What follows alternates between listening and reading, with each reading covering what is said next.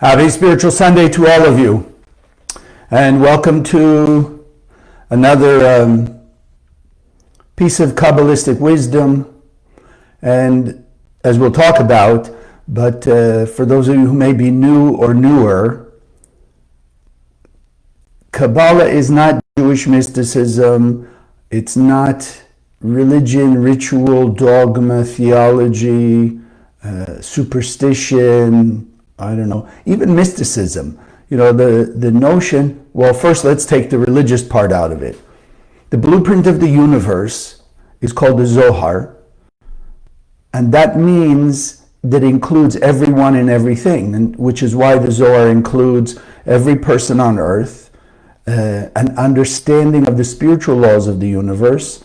And since the spiritual laws manifest in the physical, the Kabbalists thousands of years ago were able to explain physical phenomena, physiology of humanity, psychology of humanity, quantum physics, relativity, computer science, etc., thousands of years ago, because they had access to this thing called the Zohar.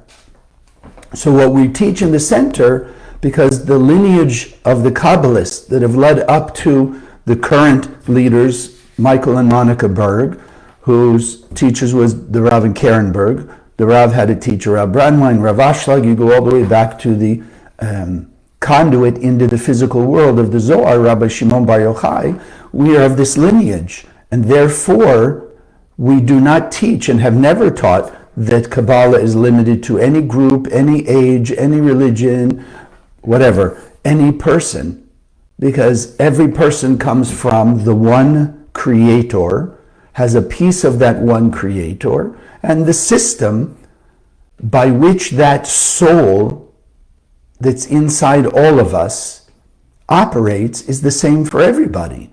Like anything else, like your car. Car essentially works the same. It's whatever, power driven, whether it's gas or electricity or whatever, but you put it in drive, it goes forward, reverse it goes, you turn your steering wheel right, it goes right, left it goes left, etc. So the system is the same, but how you and I and people around the world drive is not dependent on the system, but how one uses the system. And so the whole purpose of the Kabbalah Center objective is to teach this universal soul wisdom to every human being on earth, so that everybody can operate their soul, their spirit, in the most effective, efficient manner for lasting peace, all the blessings of health, prosperity, love, etc., but for everyone. Not to take from anyone else, but that there's enough in the universe of all things, ultimately the light, which is the source of it all, the light is infinite. So there's never a lack. And as we'll talk about today with tithing, how do we connect to the infinite flow of that light related to our abundance, prosperity, finances? So, as we do every week, and I know you're probably watching, but I will make an effort this week to print it out. Meanwhile, we're still using this version, but I really, really appreciate the fact that you made another one of these for us to use. So we're going to say our affirmation together and just engrave it deeper and deeper, not only in our mind, but also in our heart and soul, so that we will be expressive of it more and more and more every day. So we say together, consciousness is everything. I raise my consciousness today to see the miracles and wonders of life. I commit myself to behave with greater love, compassion, and kindness towards all human beings.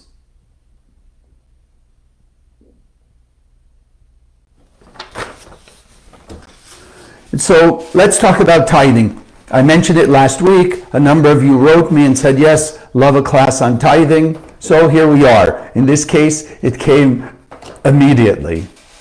So let's go back. And it's always important, you know, even if you've been in the center and been learning, or in my case, even teaching for years and years and years, it's essential to keep in mind the big picture of the universe. What happened before the Big Bang, why there was a Big Bang, what the purpose of life on earth is. And again, it is universal. How we achieve it, the path we take from the beginning to the end, is dependent on us and our consciousness and how we operate in this world. But the objective is peace, harmony, joy for everyone. And we have to keep reinforcing that fundamental understanding that we've encapsulated in Kabbalah 1. And so, just sort of briefly, let's remind us, and if you're new or newer and haven't taken it, or you haven't taken it in a while, let's just go back and start so we're all on the same page. So the Creator created one soul, one container, if you will, an infinite container, our soul, in order to share or fill this container with the infinite light of the Creator. The light is the energy, the power, the resource behind or of infinite, eternal blessings. Lasting fulfillment. So the Creator needed this soul, this container, in order to share its light. That's all we can grasp of this emanator of light, is just this concept. And again, it's from our point of view. And obviously, it was beyond instantaneous. From that point forward, it's all up to us. We, because all of us were of that one infinite soul, we metaphorically wanted, as we saw the Creator, so to speak, infinitely blissed out because it had shared its light with us, we wanted to be able to do the same. Because internally we all feel the potential and the ability and the objective of experiencing infinite bliss, lasting fulfillment. But in simple terms, because in the endless, we couldn't share our light like the Creator did. We couldn't imitate the Creator. So you and I created the temporary arena, playing field called the physical universe, where in this world we were able to share our light because we could find, like we have today, 8.5 billion vessels, containers by which we could share our light and reveal our light. And that's it. In simple terms, like we often use, you have a pot of coffee. In the simplest terms, you don't benefit from it. You see it's there. It may smell great. You go, ooh, that's my favorite coffee. It smells so good right now. But essentially, it cannot be revealed for your experience, your benefit, until it's poured into a cup, a vessel. And that cup then reveals the coffee so that you can experience it. So we're here just as vessels, as conduits to reveal light in this world, which means imitating the Creator. And in the revelation of light becomes our experience of the light. Now, when the invisible, infinite force of light in our soul, and even the invisible, infinite vessel that's containing the light, that was created to want the light, when it comes into the physical world, the simplest place, the first thing is it takes on a body. And all the physicality, the stars, the planets, the plants, animals, the rocks, everything, are physical manifestations of this light. Humanly, yes, our body is a physical manifestation, and all of our physiology, physical manifestation of the different, if you will, aspects or frequencies of light. Simple idea. You take white light, you pass it through a prism. You now, through the prism, you see the 7 colors of the rainbow. They are all light. They are all based and sourced from that original white light. But as it passes through the prism, it's able to be separated and revealed as 7 frequencies that we can see, visible light, the 7 colors of the rainbow. But technically there's also light we can't see, ultraviolet, infrared, those other types of things. But everything takes on physicality. So first is our body, and then within the human being also comes our talents, our abilities, our thoughts. Everything that we are is the light. The vessel, our body, our physiology, our brain is just revealing the light that we each have a piece of in our soul. And I just want to remind us, that soul that I would call my soul in my physical body, your piece of soul in yours, they are all interconnected because there's only really one infinite vessel, one infinite soul that's just extended. And that's why I like we're using right now, the example or the analogy of the internet. One internet, 8.5 billion, whatever they're called, end users, right? You and me. So on a soul level, one soul, but it's extended, so to speak, and connected and interacted by 8.5 billion people. Which is why, again, Kabbalah is universal wisdom. These are the laws of the universe. Believe them or not, but these are the laws of the universe for every human being. And then each of us use it in our own unique way, relative, as we said, to the talents and abilities and capabilities that my piece of soul allow me to do. And I've shared with you before, I can't draw well. It's not part of the light frequencies in me.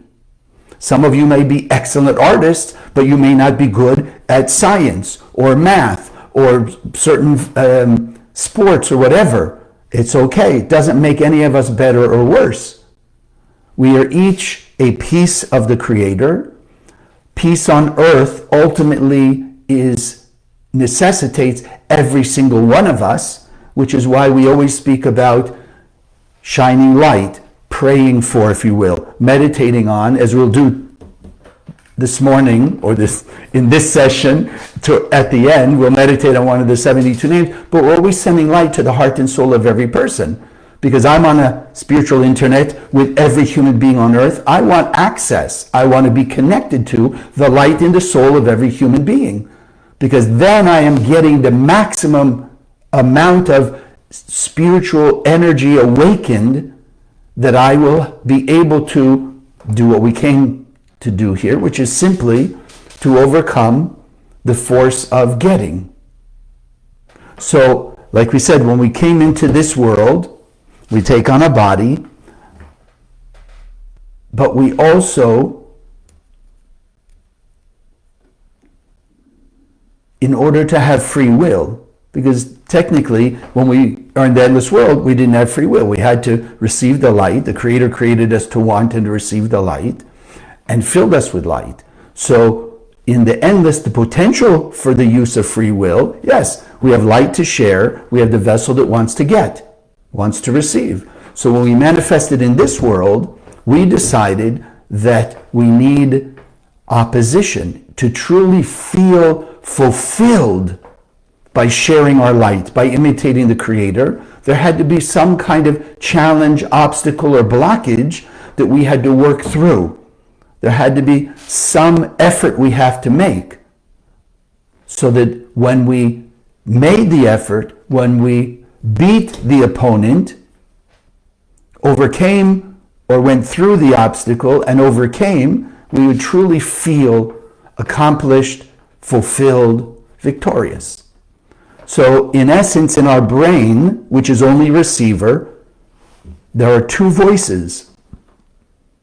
The voice of our soul, the pure light, and then there's the voice of this opponent, this challenger, this opposition that we put in our heads. And this is why we say consciousness is everything. Because once we decide we do not originate thoughts. Our brain is a receiver. It receives from the broadcast of our soul, of the light of the Creator. It receives from the broadcast of this opponent that we created. The light, our soul is telling us, imitate the Creator, share your light unconditionally. Especially when you're triggered, when there's challenges and difficulty and confusion or whatever, that's where you want to shine the light, because you want to remove the chaos, the challenges, the negativity, the darkness, and you want to have the light and the blessings. The opponent in our head is the one saying, no, no, no, no, no, and giving us the logical, rational justification to not share our light, but in fact to actually try and get from the outside, which is the opposite of what we came here. So it's like losing the point in a whatever basketball game or in a ping pong. You lose the point. You lose to your opponent. So they get the point, we don't. So this is why consciousness is everything, and this is why whatever voice we listen to is how we will act. So now we come to Adam and Eve. We come into this world, and we, remember there's we, Adam and Eve, it's all of us. It was the totality of all the souls. We as Adam and Eve, we had the free will, as we call it. We looked at the tree of knowledge and the tree of life, as I'm going to explain here in a little bit more.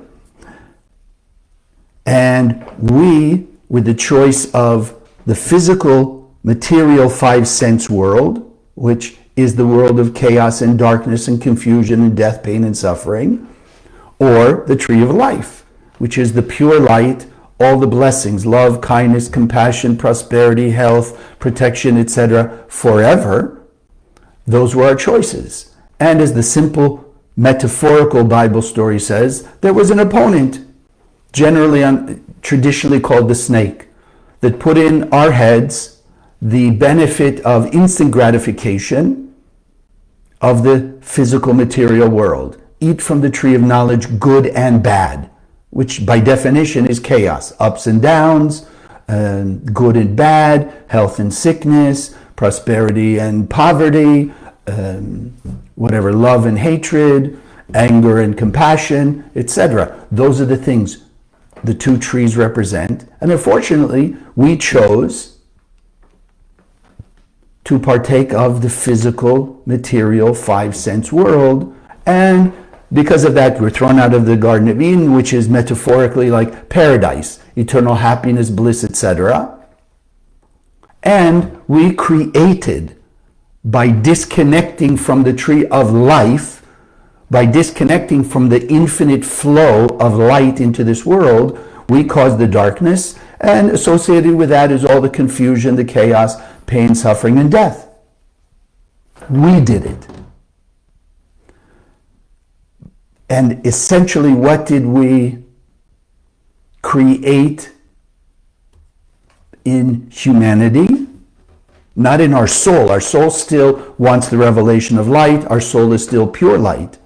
But we took on a temporary behavior, and let's call it addiction to the 1% physical, material, five-sense world.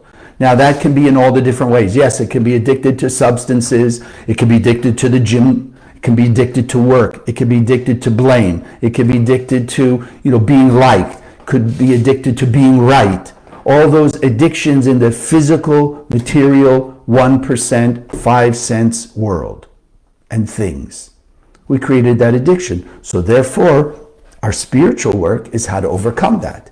Is facing that opponent when we're triggered particularly, and acting like the light. Even though we don't feel like it, we feel like anger, insecurity, guilt, shame, jealousy, greed, judgment, etc. But we have to, and this goes back to Kabbalah 1, we have to pause so we can hear the two voices, and then we can make a real choice. Do you want instant gratification, short-term fulfillment, by screaming, yelling, running away, being sad, fearful, whatever it is, which is instant gratification, but it's only short-term fulfillment? Or do you want to choose the tree of life, which is lasting fulfillment. Not comfortable in the beginning because you have to go against the momentum of the anger and the jealousy and the fear and the greed, insecurity, whatever it may be, right? We've so trained ourselves from the moment that you and I, as Adam and Eve, chose the tree of knowledge, good and evil, the world of chaos, five senses, illusion of the five senses. From that point forward, being addicted to the 1%, it's like an extremely bad habit, and we all know it's difficult to overcome our bad habits. Can be done because the light is always inside of us, and the light is infinitely all around us. So there's no lack of abundance, peace, love, health, forgiveness, tolerance, good actions. Every one of us, Adam and Eve, originally, before we chose the tree of knowledge, good and evil, we are what we would all call righteous people. I mean, that's the power of the light. The light itself is nothing but righteousness in all the various ways. But in this world of illusion, we gave ourselves that choice so we would be able to not just imitate the Creator, but really have that experience of true fulfillment, contentment, satisfaction, and victory by making the effort to share our light when that opponent, that adversary in our head, was taunting us to get from the outside instead of sharing our light from the inside out. Now, I hope you'll all be able to see this. I found this. So, our spiritual work is beating the opponent. Our spiritual work is when the opponent's telling us to get, to take, to react, instant gratification. Our job is to say, no, I want to get rid of the opponent. I want to remove darkness. And like we all know, and I've heard for almost 40 years now, a constant reminder. Even the physical world, you walk in a dark room, the only thing that will ever get rid of darkness is a source of light. It's not how smart I am, how much money I have, how much talent I have, or whatever. I have to activate light in some form to remove darkness. Therefore, how much more in the spiritual world? The light is inside of us. We just have to let it out so it becomes revealed and takes away the chaos and all the negativity and all the darkness. So, as the infinite light, let's say, as the Big Bang occurred, so to speak, and I'm making this very quick and simple, but some of you have heard of something called the tree of life. The tree of life is just the transformation, like the transformers in electricity. It's the system of transformers called sphirot that bring the endless light into its visible form in these 10 distinct transformational energies. Keter, Chochma, Bina, Chesed, Gvura, Tiferet, Netzach, Hod, Yesod, and Malchut. 10. That's the most important part for now. The Malchut down here, this is the physical, material, illusionary world. This is where the opponent exists. This is where chaos and confusion. Once we transcend the physical world, like, if you will, our intuition, our true intuition, our ego brain, if you will, or thoughts, is from the Malchut. When we can listen to our intuition, as many will say, the voice of the Creator inside of us, or that still small voice or whatever, that's when we're reaching from here up into this upper world, where these are just pure light. 9 are pure light, 1 is the mixture of good and bad. So in simple terms, relative to our Bible story, the 9 of them are the pure tree of life. The tree of knowledge, good and evil, where the opponent exists, that adversary in our head, is here in the Malchut. So then, as you're understanding that, we came here to do what? To defeat our opponent. By using the light, drawing the light from above, so to speak, the light that's inside of us, and shining it into this world, into the chaos, so we create order, into the hatred, where we reveal love, into the jealousy, where we reveal the light of gratitude by extending it, and even abundance, prosperity. We've been given a soul full of light that when we let it shine out into the world, we can have lasting fulfillment, abundance, true prosperity, meaning whatever we need when we need it, it's there. That there is no lack in that way. Keep an infinite flow. So now you understand why tithing. When we talk about tithing, it's at least 1/10 of your income. Person, whatever. You get a check at the end of the month, $10,000. Tithing is giving away $1,000. But now you understand why it's 1/10. Why does the Bible, in its coded way, why does it say, of all God gives you, you will give 1/10? Now you understand, because the 1/10, one of the 10 sefirot, this is where the opponent, darkness, chaos exists. So by shining light into the darkness, in this case by giving your 10% of your income, or whatever money comes to your pocket, inheritance, gifts, I don't know, winning the lottery, you find it on the street, whatever. By giving that 1/10, you are purifying the energy of the other 90%. Because right here, so to speak, is a gate, if you will, or a filter. So this is where, by giving that 10%, we're actually connecting ourselves to the upper world, if you will, purifying the energy, and therefore empowering the 90%.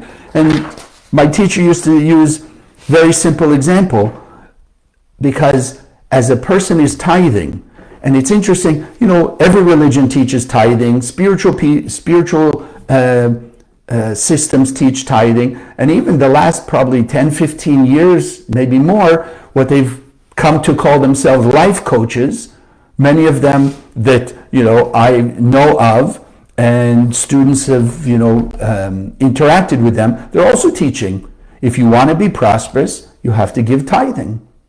The law of the universe. Tithing creates prosperity, which we'll explain here in a minute. First is to understand why it's the 10%. At least that 10%.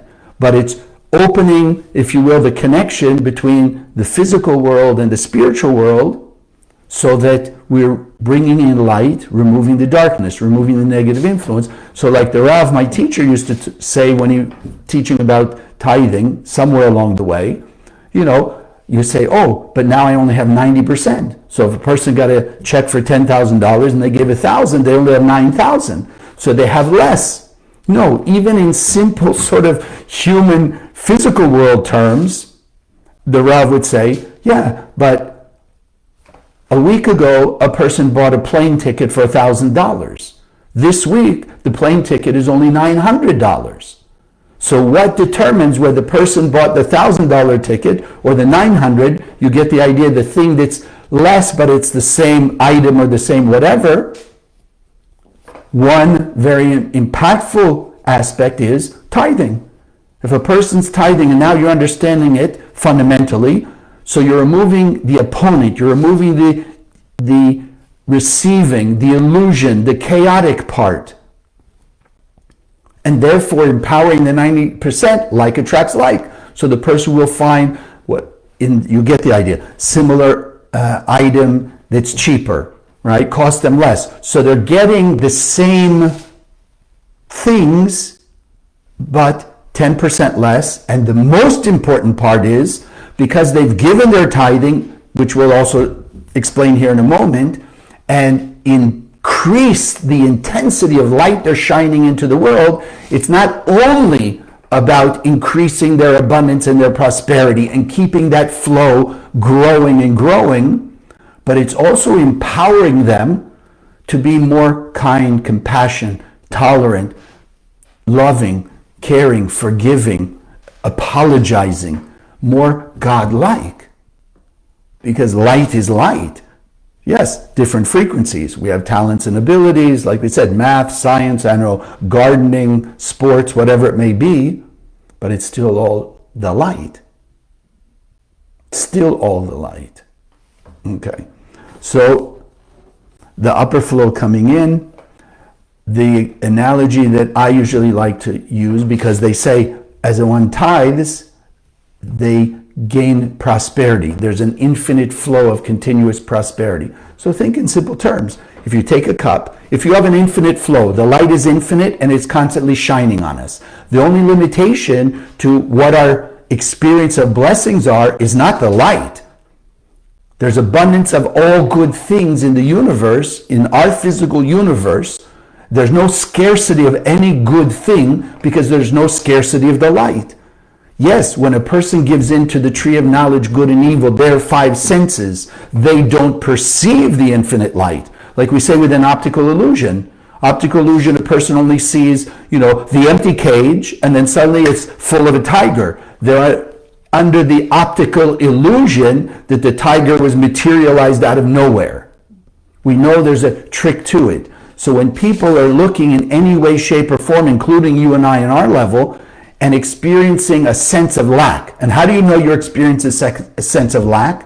When you feel lack, which means when something triggers you and you're feeling angry, you're experiencing and actually thinking that there's a lack of light in the world, and that's why whatever happened made you angry, because angry is an absence of peace and harmony and contentment. Jealousy is an absence, a lack of an understanding that there's something already mine out there that will make me even happier and more fulfilled than what I think that thing that I'm jealous of would bring me.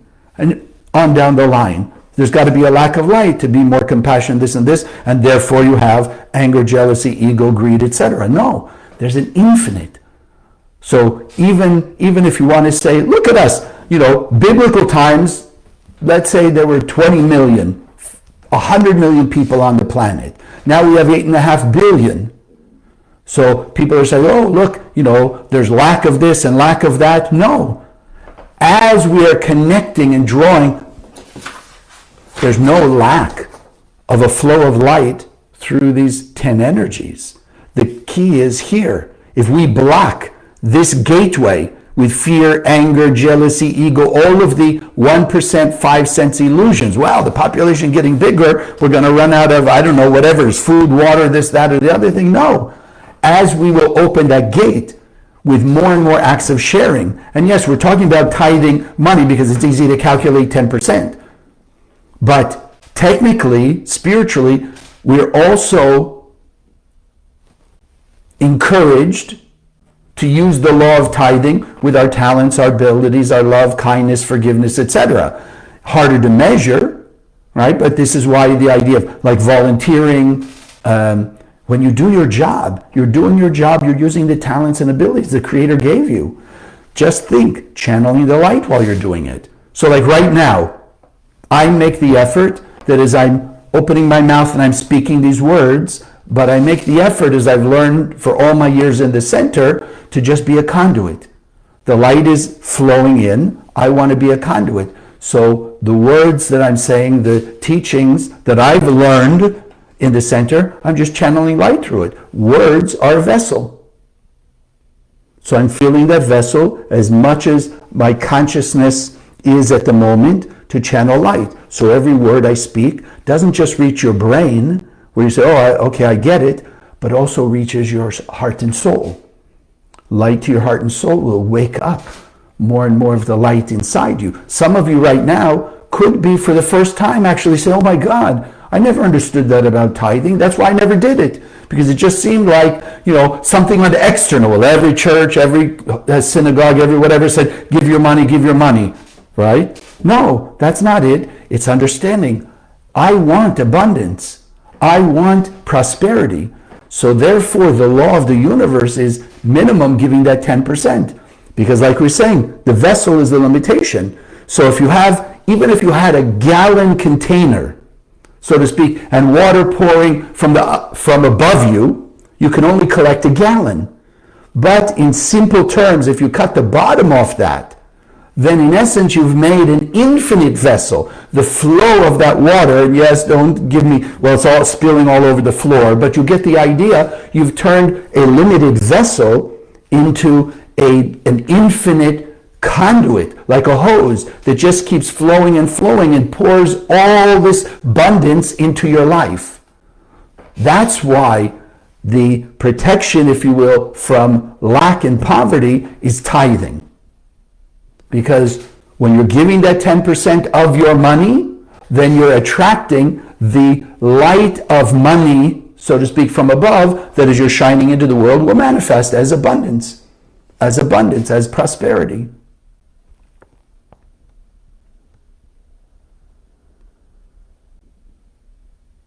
Yes, some of you are probably, like I did years back when I first started, understood it. 10% made sense, the whole idea, and this, get rid of the opponent. That's where you learn from Kabbalah 1. So you shine light when you're feeling angry, you shine the light of tolerance and compassion, patience. When you're feeling jealous, you're shining the light, your consciousness is, I'm shining light of gratitude for my blessings, happiness for their blessings, etc. You shine light into the darkness. So this is just a very simple and much easier way to calculate, if you will, or see it. $10,000 check, you give the $1,000 because you're taking the limitation out. Now, I want to also give a little bit of the consciousness that goes with that. First and foremost, we're just vessels. So if we're just vessels, if we're just managers, if we're just conduits, the light is not ours. So therefore, our talents and abilities, they are given to us to use and benefit from. The money that we make from using our talents and abilities, etc., is not ours, technically. It's ours to channel. It's ours to benefit from, yes, but as we're understanding today, as with everything of the light, are to gain lasting fulfillment. Lasting fulfillment, we have to share it. We have to be a conduit, right? You want to be a conduit, you don't want to be a limited vessel. And therefore, first the consciousness is, nothing is mine. I'm a conduit, so I'm enjoying the flow through me. I'm experiencing happiness, peace, prosperity, love, kindness, all the good blessings of the Creator by being the channel. Person who has asthma, they still have, let's call it, perfect lungs, but somehow the lungs are blocked. So they can't get all of the air that they're supposed to have. So they have whatever, the different sprayers, etc., opens up the vessel, the conduit, so it can flow through 100%. A person who has bad cholesterol or plaque in the arteries are 100%. It's a perfect conduit. It's a perfect flow or a channel, but it's blocked. So like the doctors will say, Joe Smith, you only got 90% function or 80% or heaven forbid 20%. So it's not making the vein or the artery bigger, it's just unblocking it. So as we're giving our tithing, we're unblocking the flow, letting it come in 100%. Comes through us. So nothing is mine. Then I'm just the conduit and the manager. I'm removing the darkness. In other words, where the opponent in our head is saying, oh no, don't give 10%. Do you know what you could do with that 10%? You could buy this, that, and the other thing. But like we said, we all have experience already. Or one of the ways, and I will share it with you, over the years when I've taught this, I've challenged. Of course, nobody take it up. It's a very detailed thing. But I would guarantee you that if a person could track for 1 year every penny that came and went, how they used it, you would see that whatever part of the 10% was not given was somehow lost. Food that's spoiled, a parking ticket. In essence, you're not really paying for anything. It's like just giving the money away, so to speak. You follow? Repair on something broke, etc. Things like that. A fine, whatever. Buy a bottle of perfume, $200, and it falls and breaks. What did you get for the $200? So, because it's a cosmic law, the minimum is that 10%. So whatever portion of that 10% is not given away will be lost somehow. So it's to our advantage in all ways, not to have the loss, but also to have the intense increase of the light and the blessings of prosperity. The other thing, and I know it may sound very simple and sort of human, but some of us need that. those of you who are employed, so whatever it is, again, simple. You work 40 hours, you've made a contract with your employer that you work 40 hours and they will pay you X amount. So you're being paid for the work you do. Now think about it.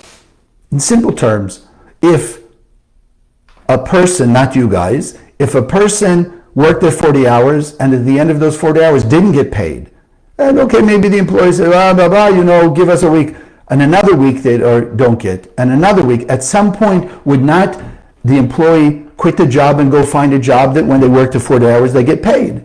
So metaphorically, and please understand it metaphorically, the Creator, the light force, is working for us 24/7.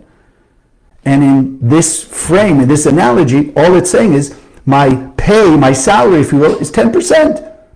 So if you understand, to go to work and use your talent and abilities, which are of the light anyway, you have to have the blessing of the light to go to work without an accident, without being sick and all those things, to be able to use the talent and ability of the light to get the check you get or the money you make. So we want to be happy in giving that 10%. Pay the best employee that any human being could have, the infinite light of the Creator. So you want that flow to keep going. Because obviously the more you do, as you say, and the prosperity and abundance grows, then obviously the more that light force is empowered by us to do more for our life. Give us strength in our relationships. Give us clarity in how to handle other challenges or confusing things or difficult situations. Because the light is growing brighter. The light is growing brighter. And therefore, we want to keep that in mind. Now, the place to give, and I'm just, because there is no, even though there's various jokes and, silly stories about it, but you can't pay God. You can't pay the Creator, and I'm not going to go give you the whole joke, but, you can't just throw the money up in the air and expect the Creator to take it like that.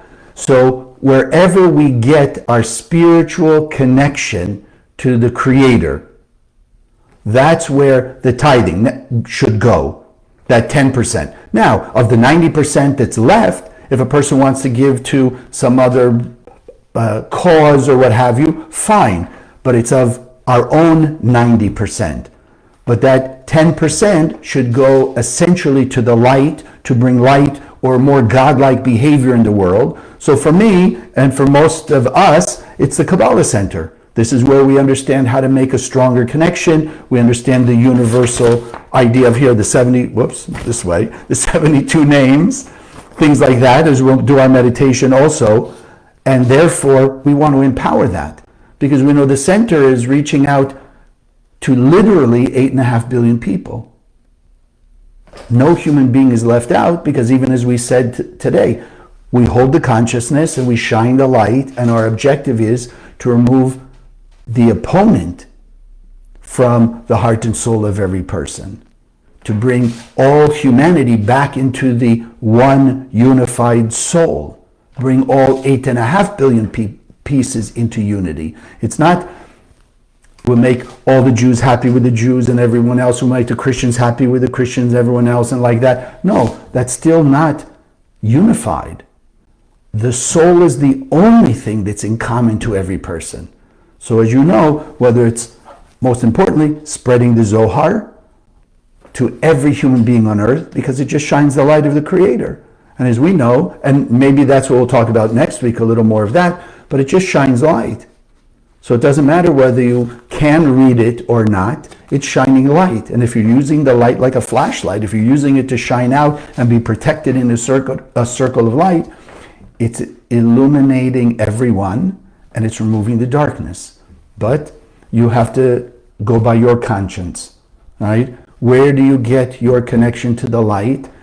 Because that's where you want to empower the light, because it's only up to us to reveal more light, take away more darkness in the world. And then the consciousness, gratitude, appreciation, acknowledging I'm just the conduit. I'm happy to reach out and spread light into the world to the rest of the parts of me out there, so they'll also be illuminated. And so, as you give your tithing, even if you go online and do it, as many of you are doing here in the center, we have what we call the supporters of the work, which is just a recurring monthly donation that you can sign up for on Kabbalah.com. But every month, or when you give it, just you meditate. You put your light, your love in that money, because it's just a vessel, and then you're giving it to spread light into the world.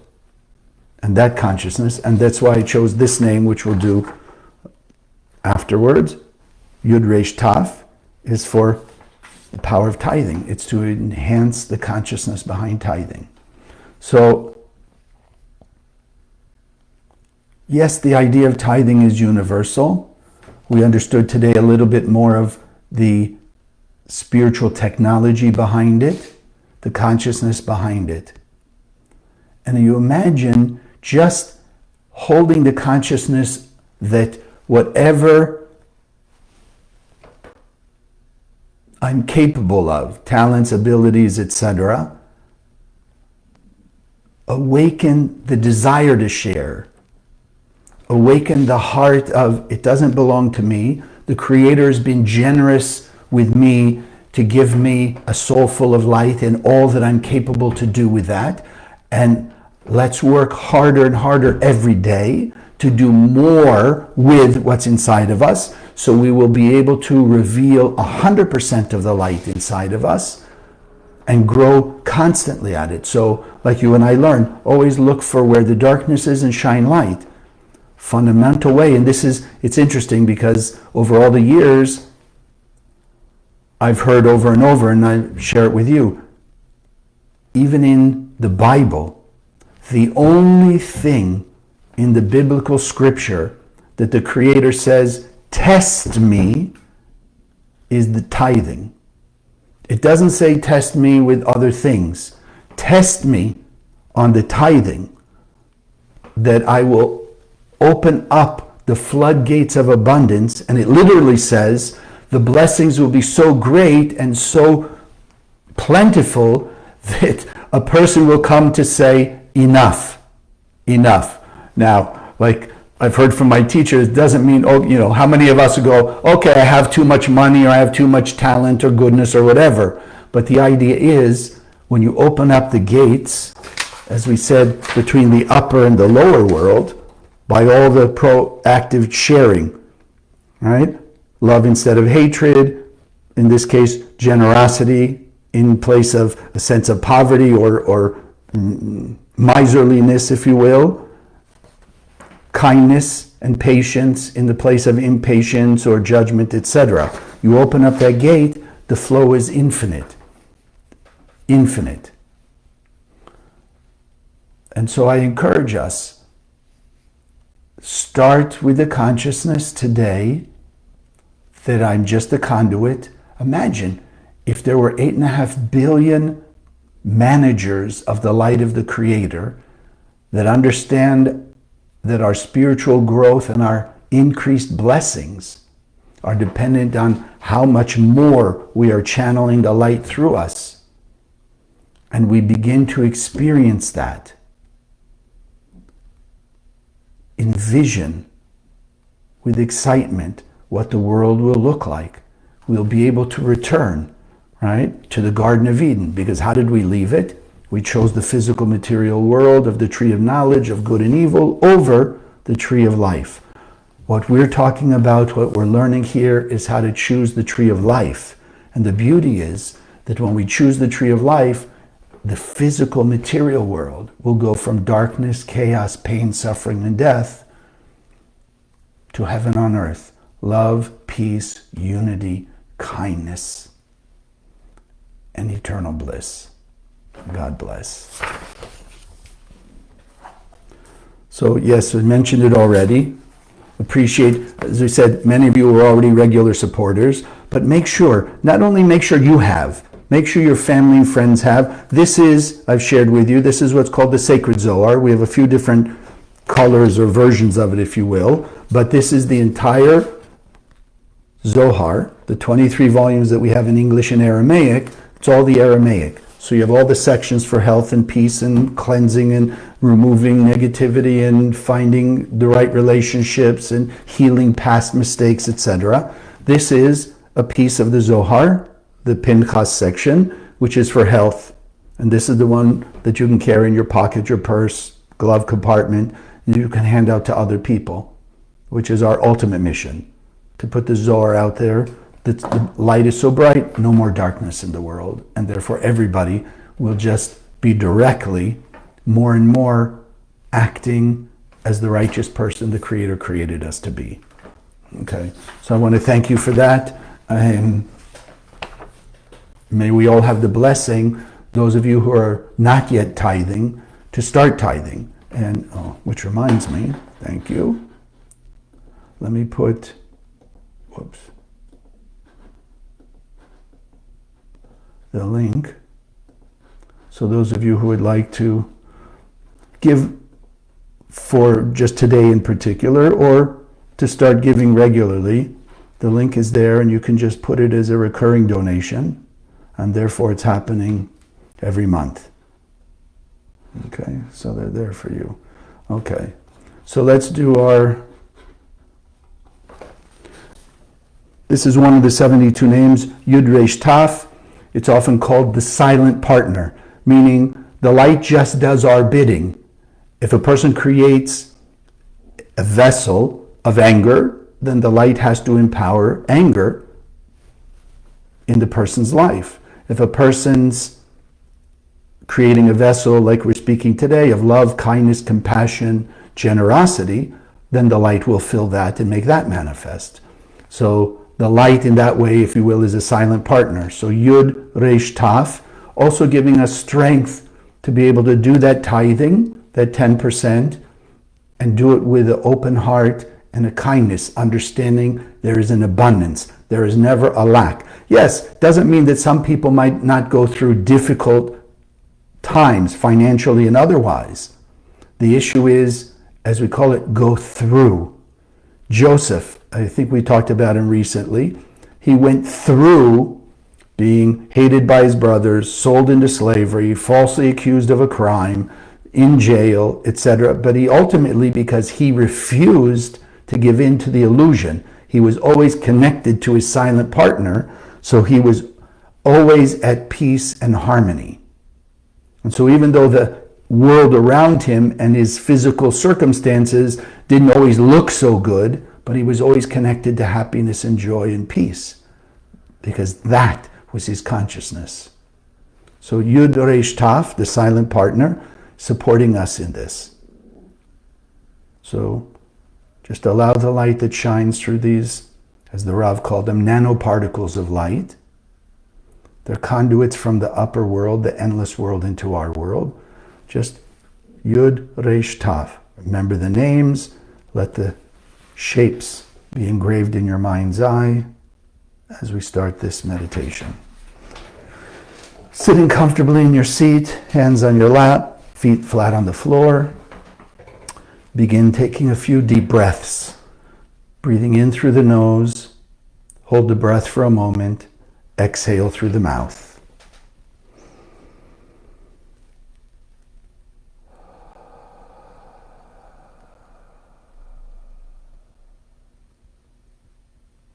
Breathing in the light force in the air through the nose. Hold it for a moment. Let the energy flow from head to toe. Awakening light. Exhale through your mouth, allowing yourself to let go of the tension, stress, any blockages you might be feeling. And increasing the circulation of the light force through the breath that flows through you, cleansing you, opening up your heart, soul, and mind to the light.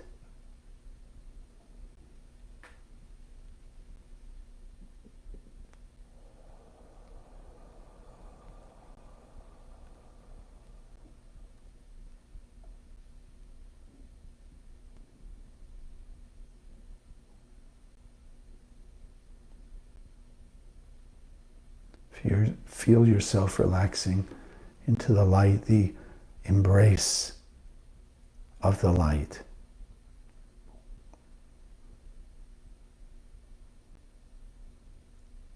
Becoming more and more aware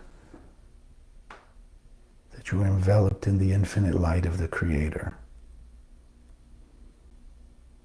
And more experiencing, feeling this embrace, being surrounded by the light, being more and more conscious and aware that you are filled with the light.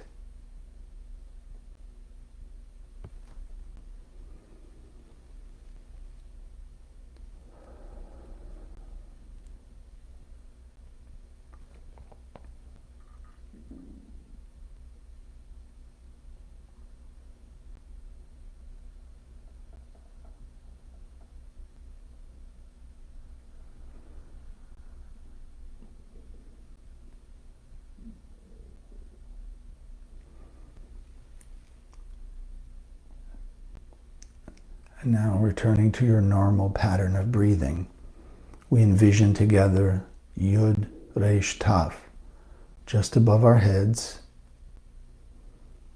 See the shapes, this combination. See the light that's channeling through it. See the light shining out of it. Feel the vibration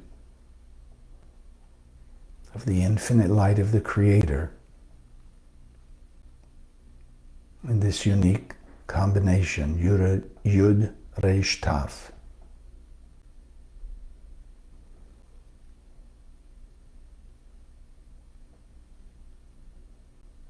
And let's allow it to enter through the top of our heads with the desire to be stronger, more powerful conduits of the light.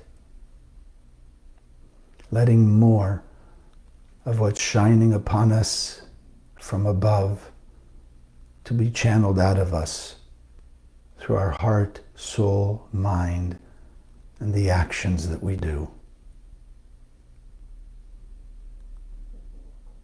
Allowing the Yud, Resh, Tav to illuminate, activating more of the light in every spiritual and physical cell of our being.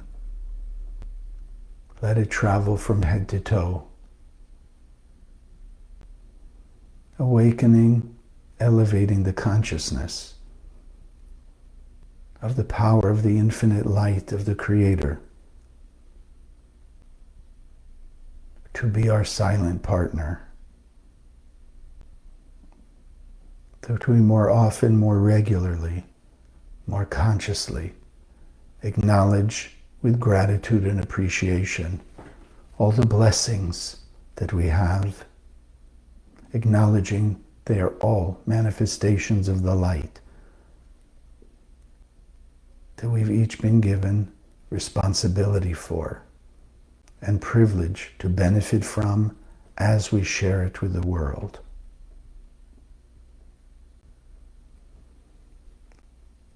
And so feeling this awakening, this empowerment, Yud, Resh, Tav, particularly in our heads and our hearts. Greater certainty and trust that the light is our source, the light is our only power, and making greater commitment to share that light, to tithe of that light. Minimally 10% in every situation,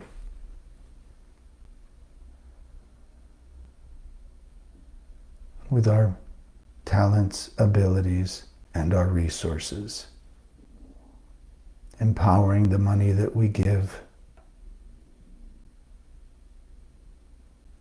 they will channel through the Zohar Project, the scholarship fund, that more people can come to this wisdom, that we fill the world with the light of the Zohar.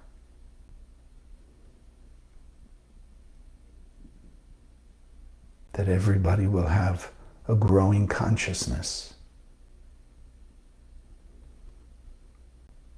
that we are all just conduits, and everyone in their consciousness will give and help according to that consciousness.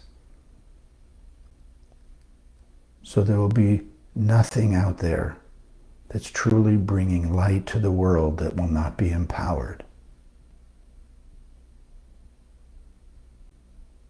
Yud, Resh, Tav.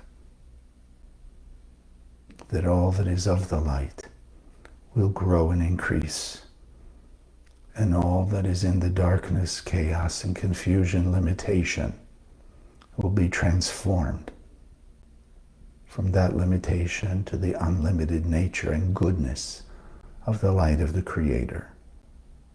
Yud, Resh, Tav.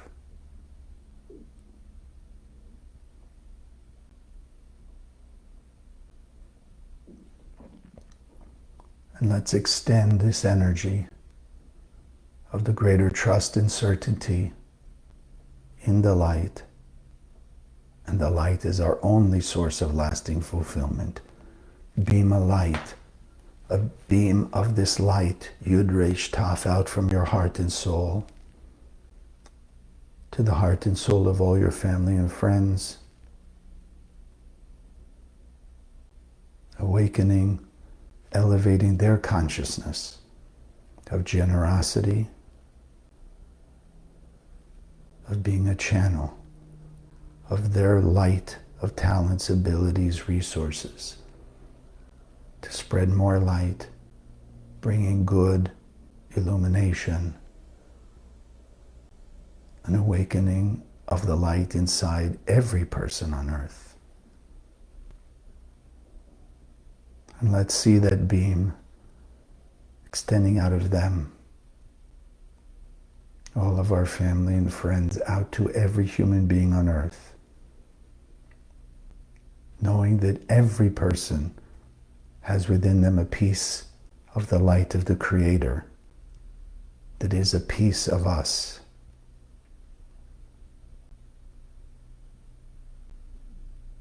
So the Yud Resh Tav extends out to them.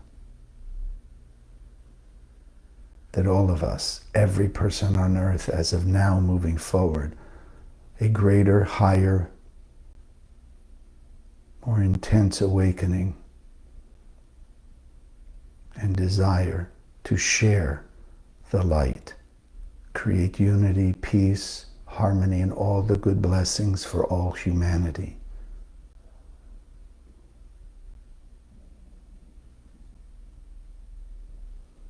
Everyone on earth happy, joyous, supplied with all they need as they need it.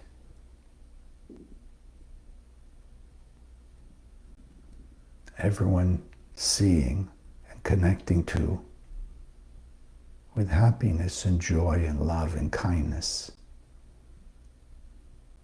every other person, as we all see the light in each other. We all connect to the light in every person.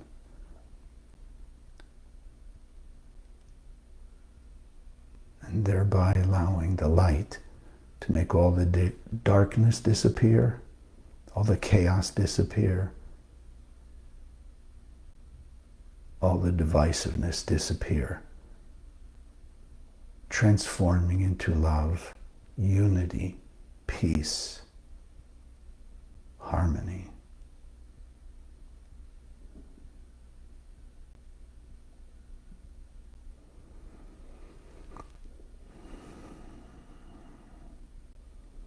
Take note how much you feel greater peace, serenity, a lightness.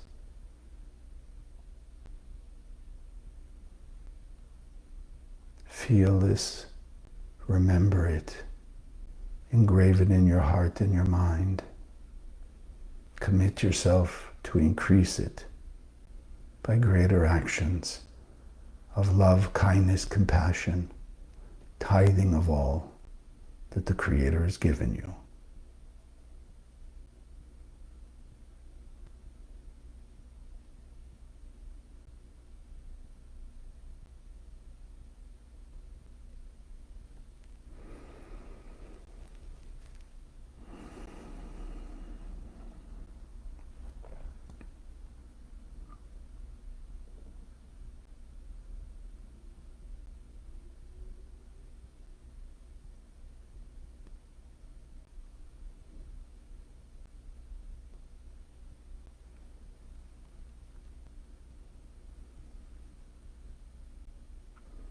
Together we take one more deep breath, anchoring it in our heart, soul, and mind, the partnership we are with the Creator.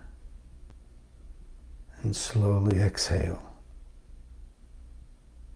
and open your eyes.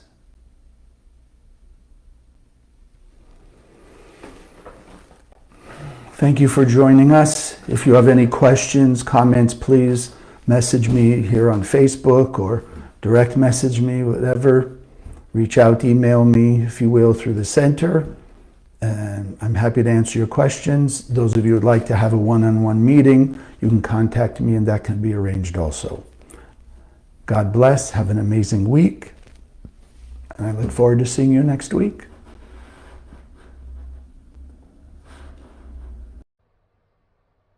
Thank you for joining us. If you liked what you saw, subscribe to this channel that you'll be notified when we post new videos. Share the video with your friends, they can also benefit. And check out the website, www.kabbalah.com, that's Kabbalah, for hundreds of articles and classes. Wish you an amazing day, and God bless.